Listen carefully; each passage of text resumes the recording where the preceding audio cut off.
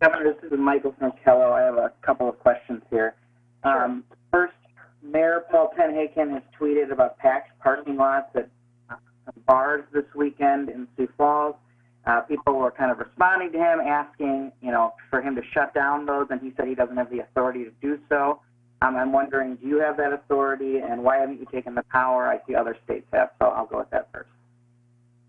Well, I had a conversation with the Class 1 mayors just a day or two ago talking about some of these decisions, and I told them exactly what I'm going to tell you right now, is that I can stand up as governor and I can give a strong speech telling businesses to shut down, but I don't have the authority to enforce that.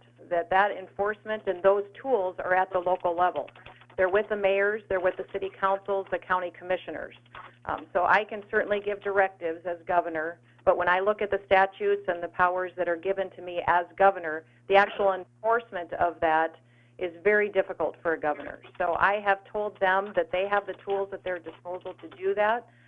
They can meet and utilize those. I'm continuing to have a team of folks going through our statute, my authorities, our Constitution, to see what I have. But all clear indication is that I can certainly make strong statements and give directives.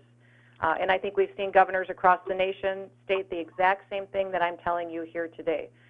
The actual enforcement of what a governor says is difficult. I do have a bit of authority when it comes to emergency disaster situations, when it comes to controlling entry into a town that's been hit by a tornado or using those kind of authorities. But it gets very murky when it comes to this type of a situation, and that's why we're continuing to evaluate it. But the mayor does know this, and I've communicated that with all the Class 1 mayors just within a day or two ago.